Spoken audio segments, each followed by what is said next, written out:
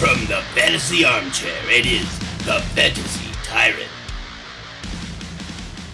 Hey there, fellow fantasy football freaks. Welcome back to the Traveling Fantasy Armchair. This time, we're in Fort McHenry in Baltimore, Maryland. See, look back there. What the fuck's up with that flag? I think someone put too much starch in that motherfucker. He ain't even moving. Whatever. If you didn't know, Fort McHenry became a national icon after withstanding a 24-hour bombing by the British in 1814. This fort saved Baltimore from being taken over by those damn Brits, and the bombing itself inspired Francis Scott Key to write the Star Spangled Banner. But of course, you all know that shit. You all went to elementary school, right? So fuck this, let's move on with fantasy football. Real quick though, if you like this show, hit that like button, click subscribe if you haven't already, and ring that notifications bell so you never miss an episode. Don't forget to share this with everyone you know who plays fantasy football, except of course your opponent this week. Fuck them, let's crush them. And I know just how I can help you. Yeah, you know what that song means. It's time for my top 10 waiver wire pickups for week 3. Number 10, Noah Brown. This guy was on no one's radar in the offseason, but he's been Cooper Rush's go-to guy since the fourth quarter of week 1 when Rush took over for an injured Dak Prescott. I think when Dak Prescott and Michael Gallup return, Brown will fade back into relative obscurity. But in the meantime, I think he's the number 2 receiving option for the Cowboys after CeeDee Lamb. 14 targets through 2 games, and Dak still has a while before his return. Gallup could come back in the next week or so, but I think Rush will stick with the guy that he's got clear chemistry with, and that's Noah Brown. Worth picking up as a speculative ad if nothing more. Number 9, Sterling Shepard. Yeah, I'm lower on him than a lot of analysts, but here's the thing. This dude has only stayed healthy for a full season in 2 of his first 6 years in the league. The guy just can't stay healthy, and it's sad to see because he could easily be a Pro Bowl caliber wide receiver and the clear-cut top guy on the Giant squad. But he's unfortunately injury prone, and I'm sick of getting my heart broken every time this guy gets hurt. Once again, he's healthy, and once again, he's the go-to guy of the New York wide receiver corps. But that comes with a tremendous caveat. Yeah, he'll have some good weeks, maybe even some monster weeks, but his production goes hand in hand with Danny Penny's, and whatever the fuck he decides to do that week. Shep is worth a pickup if you have the room, or maybe you stash him until he puts up a couple big weeks and then sell high on him. Worth a stash either way. Number 8, J.D. McKissick. Antonio Gibson came back down to earth this past week after doing some damage to the air in week 1. He still didn't give up a lot of carries as the clear lead back of the DC Commanders, but in PPR, J.D. McKissick showed why we love this kid, catching 7 out of 7 targets for 54 yards, 5 more receptions than Gibson, outscoring Antonio Gibson in the process. In standard, you could probably pass on McKissick, but in PPR, which is pretty much the way now, this is the way. He's worth a pickup as a bye-week filler and occasional flex. Get him if you need some depth at the running back position, and trust me, we could all use some of that. Number 7, Greg Dortch. Call this guy the RKO of fantasy football because he's come from out of nowhere to be the wide receiver 22 after 2 weeks, and the top target on the Cardinals, beating out the likes of Hollywood Brown, A.J. Green, and Zach Ertz.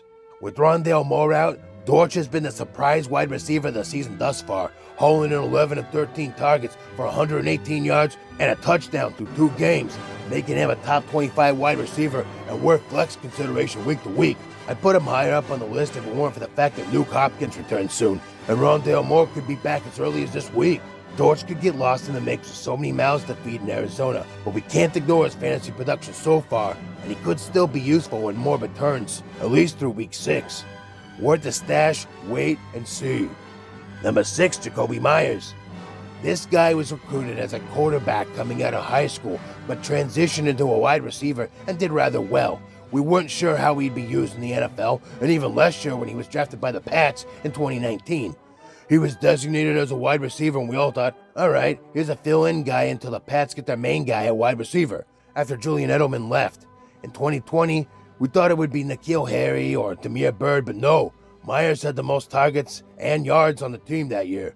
And last year, we thought, okay, well maybe it'll be Kendrick Bourne or Nelson Aguilar that'll be the guy. Nope, Jacoby Myers was still the man. This year, everyone was on Devontae Parker's jock, but no, it appears it's still Jacoby Myers. After 2 games, he's the wide receiver 23 in PPR, number 1 on the team, and Devontae Parker ain't done shit. I know he didn't score a touchdown until halfway through his 3rd season, but we need to stop pretending this guy isn't worth rostering as a true wide receiver. He's the opposite of a touchdown-dependent receiver, still top 25 in his position at PPR, and I'm sure some touchdowns will be coming, giving him some high upside as well. He should be owned in all leagues and considered for a flex spot every week. Go get him. Number 5, Carson Wentz. Alright, so it looks like Carson's cavalcade's been less crap and more crushed this season as he sits pretty as the QB4 after 2 weeks, behind only Lamar Jackson, Josh Allen, and Jalen Hurts. So why don't I have him higher up on the list? Because I just can't shake his volatile past with more ups and downs than a bipolar ferret on a roller coaster. That's a very weird image in my head. Still, not too weird enough to find on the internet though. Yeah, I thought for sure I wouldn't find this, but thanks to Nat Elwert for this cross-stitch of my wacky-ass brain splooge. Fucking A, the internet's weird. Anyway, if you need a replacement QB, you could do worse than Wentz. He's less wins this season with an impressive arsenal at his disposal, including Scary Terry McLaurin, Curtis Samuel, the aforementioned Gibson and McKissick, an elusively healthy Logan Thomas, and rookie sensation Jahan Dotson. Hey, speaking of the devil, number 4, Jahan Dotson. After 2 weeks, he's a top 15 wide receiver, and for the 2nd week in a row, he's in the number 4 spot of my waiver wire top 10. He was much heralded coming into the league, and he has crushed expectations with a pair of high-end wide receiver 2 performances. 3 touchdowns in 2 games is not sustainable by any means, but clearly the Commanders will be needing to score a lot of points to keep up with their opponents who've been slapping the Washington defense around like a trailer park housewife. Dotson obviously has the talent, and he's getting consistent targets at 5 apiece in each of the first 2 weeks. Plus, he's in an offense that has to throw the ball a lot. This blue chipper is good enough for flex consideration on a weekly basis at this point, so get him now before his stock shoots up even further. Number 3, Raheem Mostert. This isn't a banner week for running back waiver wire grabs, but Mostert may be the top available running back in your league at the moment. I hate to admit it, but my baby boy Chase Edmonds isn't quite working out as a lead back, and the backfield in Miami seems to be drifting toward Mostert's favor, as he out-carried Edmonds in week 2 and has only 1 less carry in 2 weeks. He was even targeted more than Edmonds in week 2. We all know what Mostert's capable of if given the chance, and if he continues to usurp the lead back role from Edmonds, he could be a solid flex back at the very least. Barring injury, Mostert could be a big pickup off the waivers, especially if you're needing some depth at the running back position. With the way the Dolphins' offense has been clicking this season, he has a lot of potential as a fantasy asset if he indeed takes over as the lead back for the Fins' offense. Speaking of this suddenly potent Miami offense, number 2, Tua Tagovailoa. 6 motherfucking touchdowns. 6! I think Tua finally figured out how to put it all together in this league and absolutely torched the Ravens D in that incredible comeback this past Sunday. And that was no fluke. Tua has thrown 83 times in the first 2 weeks of Dolphins' new pass-heavy offense. And this trend should continue as it's working, and the Dolphins are now 2-0.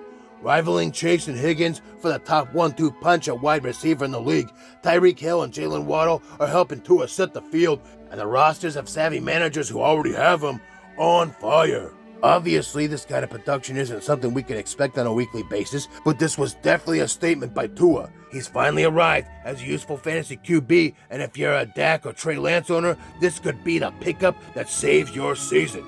I expect Tua to be a top 15 or better QB most weeks, but be careful this next week as he faces the Buffalo Bills, who've given up under 14 points combined at QBs over the first 2 weeks. After that, should be smooth sailing for the Miami QB. This offense is as potent as a Mormon's nutsack, so pick up Tua now. And my top pickup off the waiver wire this week is, of course, Garrett Wilson.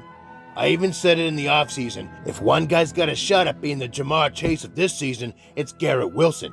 After the 30-burger he just threw down in his second career NFL game, how can you not be excited by this guy? The Jets are going to need to throw a lot in the matchups, and Wilson could soon take Corey Davis' job and surpass Elijah Moore as the number 1 wide receiver in this offense, and I don't think we're that far off. Hell, we could already be there. Wilson played 61% of the snaps in week 2, which is a big jump from the 49% he played in week 1. and many of the snaps he took off were running plays, so his snap share is actually understating his usage. In contrast, he ran a route on 75% of dropbacks, which matched Davis and is at a significant level for continued fantasy production.